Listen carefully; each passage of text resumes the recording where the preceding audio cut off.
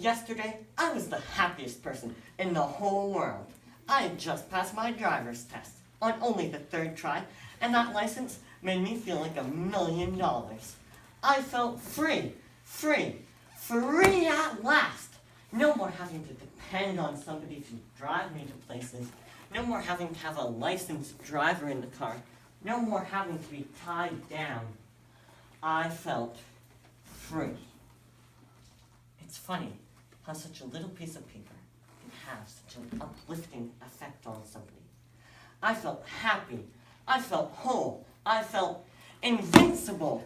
I had been waiting for that day for months and months. I walked out of that building. No.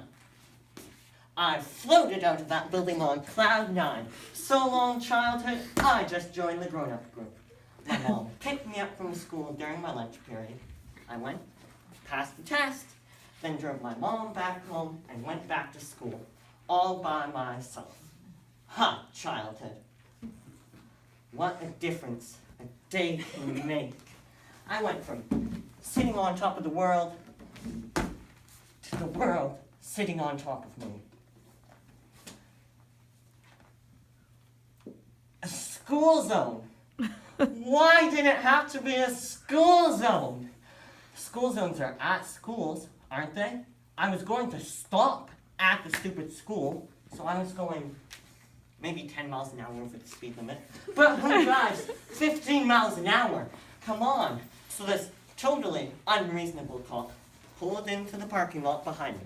I was almost late, so I hopped out of my car and started on my way. Hold on, he yelled. He yelled, as I assumed my most innocent, puzzled look. He approached me with his little ticket book. That was about the time that we both noticed I had neglected to put my car in park, and it began rolling backwards. If he was going to be so particular about his patrol car, then he should have parked behind me. His passenger door was still open. I've heard that steel-toed shoes are great protection. That cop will never believe it. I mean, what do you expect when a car runs over your foot? Not like it mashed his toes off or anything. The fireman just had to cut his shoe off. And that was no excuse for his language. I mean, how was I to know that when I hopped in the car and I hit the brakes to stop the car, it would land exactly on top of his foot? And that when I pushed the lever into park, it would break something and jam the transmission so that the car couldn't move.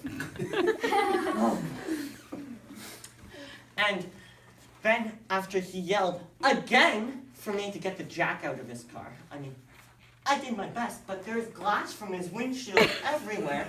And when I got in his car and I pulled the lever that I assumed would open the trunk to his car, how would I know it would turn on the siren?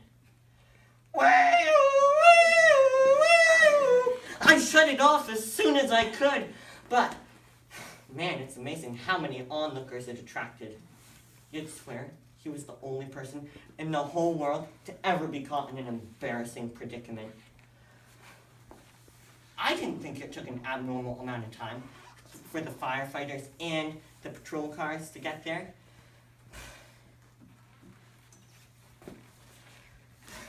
I guess I was lucky in one way, though. He only had one ticket book, and when the firemen got there, they were able to disarm him before he shot out all 4 of my tires. So, maybe one day I will save enough money to pay for all those tickets and tires. Get to drive again. One interesting thing that did come out of this. Mom and the cop wound up joining the same therapy group. See,